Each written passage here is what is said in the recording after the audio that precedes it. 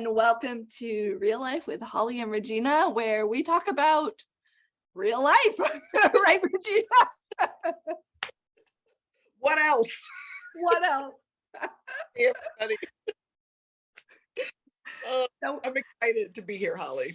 yeah, me too. And we were talking about what we wanted to talk about. We were talking about what we wanted to talk about today. I feel like I'm just like all, the words are just flowing. It's just, Keep them coming, Holly. Just keep them coming.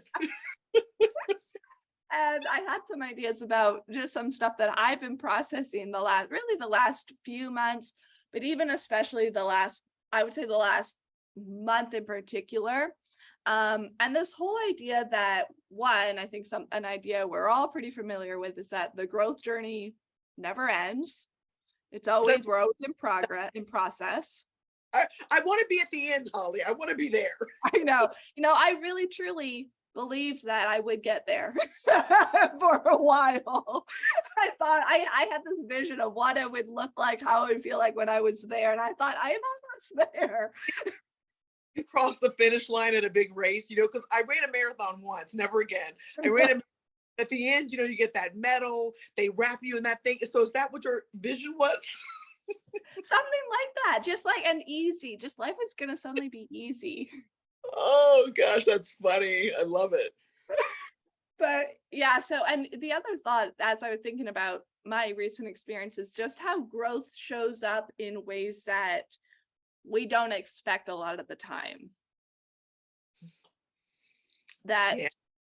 It comes in different ways. And let me kind of share a little bit what I'm getting at.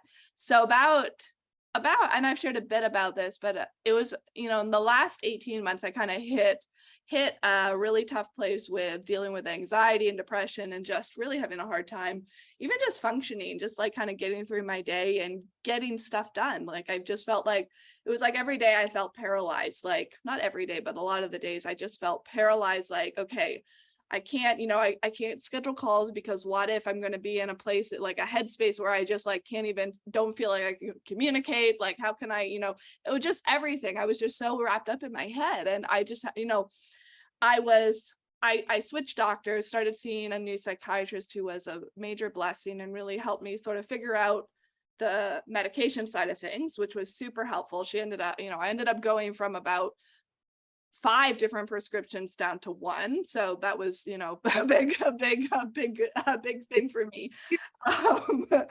And then she really encouraged me to start to see a therapist. She said, ultimately the only way, you're ever going to not need medication, like it's all right to need medication, that's okay. But ultimately the way to move past that is to work through the underlying causes for the anxiety, for the depression. Which I thought was a really helpful perspective to hear from a psychiatrist, from a medical doctor. Anyway, so I started, but when, the whole idea of therapy, and it's kind of funny because Paul and I kind of joked about it, where like in the last, I don't know, like before this stretch of time where I was really struggling. And, I've dealt with anxiety a lot for, on and off for the last, for pretty much my entire adult life.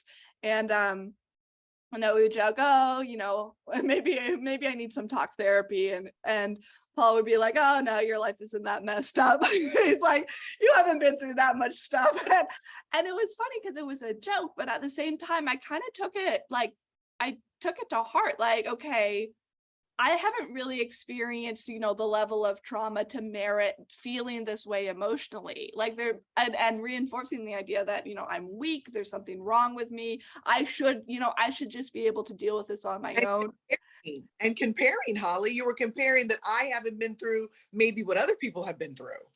Yeah. It's like, I looked at Paul's situation, and we know, his story growing up in a super abusive home, and all that he dealt with from there, all of the limiting beliefs that came from that, everything, and how he rose above, and he had help, and he had mentors, and he went to a therapist for a period of time in his 20s. And so but I was like, oh, well, I didn't go through anything nearly that bad. So, I should just be able to muscle through it on my own. I should just be able to take care of it. And the fact of the matter is none of us can just muscle through it on our own. I think we all, you think about the role of a coach in your life, or the role of a mentor, or the role of a therapist, or the role of Yes, a, we all need someone that we can trust, that can, because people are going to see things that in us that we don't see in ourselves, and are going to help us uncover those things and move past that and work through it. So I had such this a whole, big point, Holly, that you just made, that even if we don't need a therapist, that's not my direction.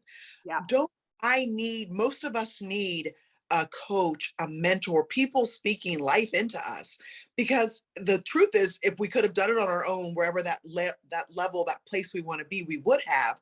And I also don't think we're meant to go it alone. So what a powerful point you just made for anybody seeking, maybe it's therapy, maybe it's coaching, but we need people. And that's so powerful. And sometimes it can just be, a really good friend. Maybe that's where it starts for a lot of people, is just someone who maybe just has a little more life experience, or, can, again, has a different perspective, can see things from a different light, and that you trust to be able to share things with you, and to be able to take in their input and their perspective. But so therapy, I was like, well, therapy is just for like the basket cases, like the people who are really far gone. Like, I'm not that far gone. And I was like, and let me just say this, I'm a huge proponent of therapy. So if you're in therapy, like, great. This is just We my own. up for you. I used to work in mental health with psychiatrists and therapists. We believe in that very Yes. much. And it could be one of the most, for me, honestly, it's been one of the if I look back with my last year of growth, the role that my therapist has played in that is probably the like the most significant role, the most significant piece of my own growth. Wow. Yeah. And and again, so growth shows up in so many different ways. I think maybe in the personal growth space, a personal development space, we think, okay, well, it needs to be, a mindset program, or it needs to be a coach, or it needs to be, no, we have these ideas, well, it comes from just reading a book, but it shows up in so many different ways. And I think the universe brings us, God brings us what we need in that moment. And we just have to pray that we're going to be open to receiving that. So it took me a little bit of time it was a combination of two things. One is, as I was really struggling, last year, I felt like I wanted to start seeing a therapist, but it was almost like I felt like I needed permission. It was like I needed someone to validate that was okay for me to do. It wasn't a sign that I'm just a weak person. And Paul ended up being the one to say, you know what, Holly, I really think, along with my doctor, he was actually, even before my doctor said, about the importance of seeing a therapist for dealing what I was dealing with. He said, Holly, I think that would be a really good next step. Let's find someone that's going to be able to, it's going to be a good match for you and going to be a good fit. And so anyways, I worked with one for several months, and she was really great. She kind of got me out of that sort of, I was in survival mode. I was in like everything just felt like it was spinning around me, and I just kind of needed to get things sort of stabilized. So she was able to do that and help me get to that point. And then I ended up switching to a different therapist. Just, I just felt like there's something different I needed. And I didn't know exactly what it was, but I just had that sort of gut feeling that something needed to change. So I decided to switch. And I found this other therapist. It was one my psychiatrist recommended, and started seeing her. And she has walked me through so many things that I didn't even realize the extent to which they were affecting my life. One of the really big things that I'll speak on, and it's not really something I've really shared at all about, is my relationship with my dad. And this is something that had been very strained for a number of years, really ever since my separation and divorce from my ex-husband, because there was a lot of, he just didn't agree with the approach I was taking. And then there are things that, you know, he would do or say that were really hurtful, and that I would, you know, and I really got to a point where I was just like, you know what, I can't keep putting myself in this, you know, in this environment. I can't keep putting myself through this where I'm just like being subjected to comments and, you know, conversations and things that are just that feel like they're attacking me and attacking my beliefs, attacking my lifestyle and the decisions I'm making. So I And really, a quick question for you. Is that when the problems with your dad, that's when there were issues? Had there been issues all along, or was it just something that kind of rose up as you were handling and going through your divorce? it was real, that was really the impetus for it. I mean, yeah, in terms of their, yeah, I would say, yeah, that was it. I mean, there is, you know, I don't know that I was ever really super close to my dad, but we had a decent relationship. But it was that point where things kind of went haywire in terms of just not seeing, you know, it wasn't even that we didn't see things eye to eye, but it felt like I felt like I was being attacked, Mm, and like I was being rejected on the basis of the decisions I was making. And so I basically made a decision to just kind of cut ties for a while, and just, you know, I just needed that space. And so when I started working with my therapist, that was something that came up, and she asked me, you know, well, do you want to, you know, do you want to work on it? And I was just shut down. I was like, nope, like I feel good. I don't need, you know, I don't need it. You know, I've let go of it. No, I don't need that relationship. I'm good. I'm moving on with my life. And she wow, didn't push me at that point, but I could sense that she kind of was like, like, okay, there's something going on here. right. and and so through we've worked on tons of stuff. And she, again, you know, Paul's so encouraging because, you know, I'll share with him some of the big, you know, breakthroughs, and he told me, he's like, you don't need to tell me everything, and if you want to tell me everything you can, and but you know, you just do you. And so, you know, I've shared things with him that I just wanted him to be aware of and to know sort of this is what I'm working on. And because it affects, you know, our day-to-day life as well, and it affects how we interact. And I think it also kind of provides some insight into why I might respond in a certain way to something he says or does that maybe isn't the best way for me to respond, but it comes from a place of pain. It comes from a place of not really knowing how better to respond in a, you know, in a healthier way. And so we ended up getting to a point where we started really talking about, you know, what was going on in terms of my relationship with my dad, and why was I so shut down to even interacting with him, like even texting with him, even. And it was so interesting because the way she was able to help me frame it was to see that, kind of like we were talking about last show, Regina, where our paradigms shape, you know, how we see everything. And we started talking about, you know, well, you know, how was my dad raised? What were some of the things he went through that I know of? What are some of the struggles? What are sort of his core beliefs? And as we started to unpack those things, I started to come, I started to understand and come to the realization that the things he had done that I felt were very hurtful and were like, it felt like he was just like kind of stabbing me, like he was intentionally trying to hurt me. I started to see them from his perspective. And I started to see that, wait a second, no, he did that. He said that because from his perspective, from his core beliefs, he felt that was the very best thing. That would be the very best thing for me. It was coming from a place of love. It was coming from a place of him wanting to help me.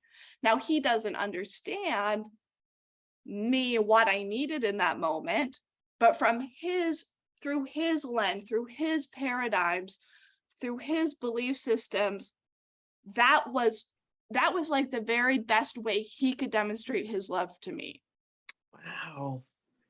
And it was just like, it was like this crazy big light bulb moment when I started to be able to see that. And then I started to be able to take that perspective, take that kind of thinking model and start looking at other relationships where, maybe, I was starting to think about, okay, my relationships with my different siblings and kind of seeing, things that, again, things where they've done or said something and I've taken it in a particular way. I felt hurt by it, or I felt like, well, again, they're doing that to prove a point. They're doing that because they want to be, they want to show me that I'm wrong and they're right. And then I started to see it, okay, wait a second. When I stop and think about what their map of the world, how they see the world, what their belief systems are, my sister did that, or my brother did that, because that was like the very best thing they could think to do in that moment, to try and kind of figure out how to navigate this difficult time for all of us. A divorce is something that it doesn't just affect the couple, it affects a lot of people. And I was kind of taking it like, well, they shouldn't feel impacted by it. They shouldn't. And the fact of the matter is, we're all relational beings. We all, we are impacted by everything that goes on around us in the different relationships we have. And the actions they're taking, it's like declaring noble intent that Paul teaches about in Turning Points. Like, how can we do a better job at declaring noble intent? And just, that was the best that they could do in that moment. They felt that was their way of showing me that they loved me, or that they wanted the best for me, and what they saw as the best for me was different than what I saw as the best for me. But nonetheless, it was still their way of showing me, of trying to communicate to me that they do care about me. They do want the best for me, even though our worldviews don't line up, even though our maps of the world don't line up. That noble intent is powerful because, and when I went to Turning Point the first time in 2019, I thought about it a lot. And then this past year, going through Turning Point again, I've done cartwheels in my head, attempting to set myself up to see the noble intent for everybody first. I've always thought I've been pretty good about that, and I want to be even better about that. And so that changes everything when you decide to go with noble intent as a jumping off point. Yeah. And I Everything. think what I have found for me in this whole process is really what has made the difference for me is taking the time to think and understand where they're coming from. Because I think it's one thing to just, okay, it's just sort of like, okay, well, I'm going to declare noble intent. But unless you really take the time to think about, well, where are they? What do I know about this person? What do I know about their paradigms, about their map of the world?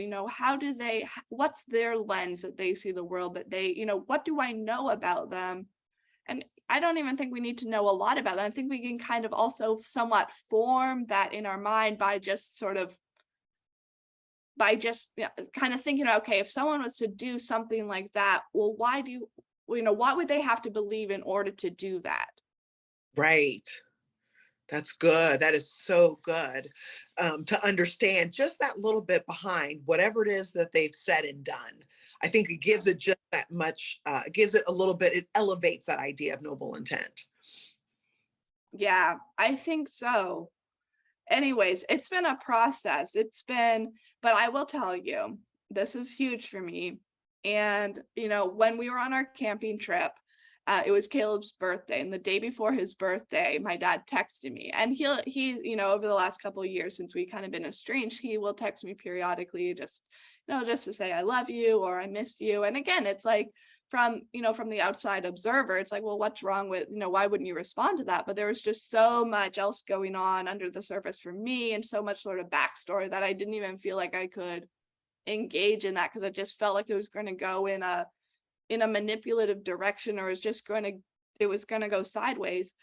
But I had gotten to the point, after working with my therapist through a lot of this stuff, for the first time in years, I received that text message. He said, hey, I just wanted to, can you give Caleb a hug for me and tell him, granddad says happy birthday. And right away, my thought was, you know what? I texted him back and I said, would you like to FaceTime with him and tell him yourself? Oh gosh. Wow.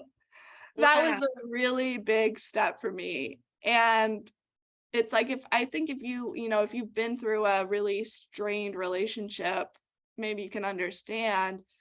But it was like, and then, we got on FaceTime the next day when it was his actual birthday. And, he was mostly just talking to Caleb, and Emerson was there too. The three of them were talking. At first I gave Caleb the phone to go on FaceTime, and I was out of the camera shot, but then the boys were just like, the phone was all over the place. And I was like, okay, let me just hold the phone. So then I was in the shot as well, in the camera shot. And it was interesting because I could see like, my dad, it was almost like my dad he was trying to learn how to interact with me again. It was like he was trying to figure out, okay, I've done something wrong, or there's something's gone wrong in this relationship. And it was like he was trying, like, really softly, trying to just navigate. And I could sense the awkwardness, and I felt awkwardness on my end too, after not having talked to him for, actually probably close to 3 years. And but it was like the door was just cracked open, and then it's like you start to open it a little bit more.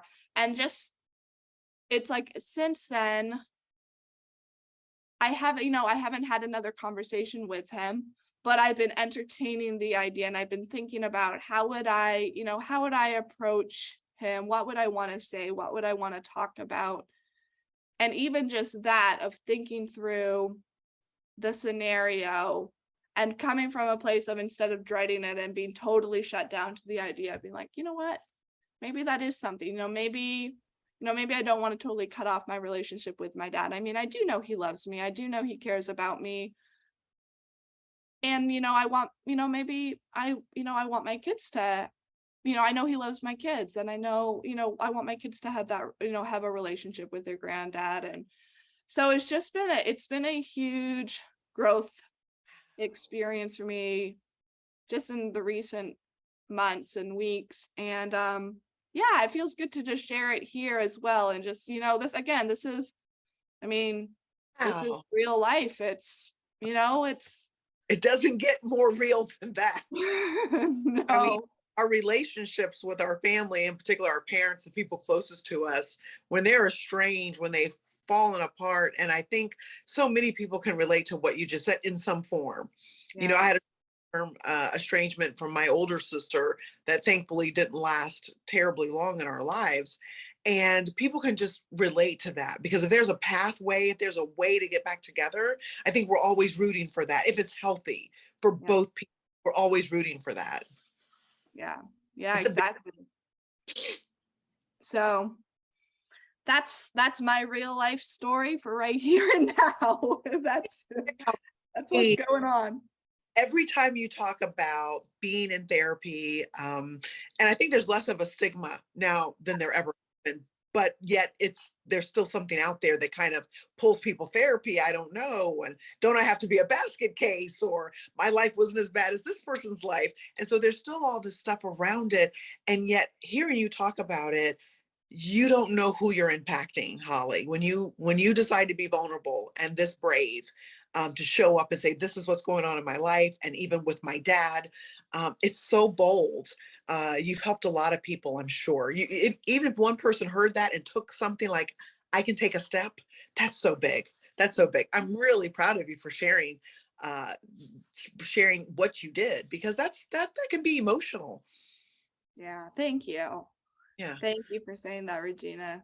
Yeah, no, it feels good. And I think, again, speaking to this whole idea of living into our purpose, it feels like, no, I know I'm on a constant journey to figure out what my purpose is. I haven't figured that one out, but it feels like, you do something and you share something, or you engage with someone, and you just feel that alignment with, with your core self, with who you are. And there's something there that lines up with purpose. And So yeah, I'm happy to be able to, and I feel fortunate to have made the progress in my own journey to feel, to feel that level of security within myself that I can share these things. And yeah, it's You make good. other people when you share. I mean, that's something I tell the ladies on my show all the time. When you share something you've been through, you don't know, you're opening a door for someone else to say, gosh, if this person got through that, I can get through that. Or, they're going through a challenge. And even if it's not the exact same challenge as you, it's like, wow, I can get through my challenge too. So it's just a beautiful thing. I embrace it. I love it. I think it's what connects us. So such a Well, great job sharing the way that you did today. thank you, Regina. And thank you to everyone who joined us this evening. We love you. Thanks for tuning in. Feel free to invite a friend if you think there's someone who maybe would, get something out of what we share from week to week. And Regina, thank you for, I just love hosting this with you, and I love doing this show with you. And Me too. And I'm Bye. excited to see what the new year brings for us in ways that we can use this platform to serve more people, even a bigger way. So it's a joy and an honor to be with you, Holly. It really is. Thank you. Okay, everyone, we'll see you next week. Have a wonderful evening and see you soon.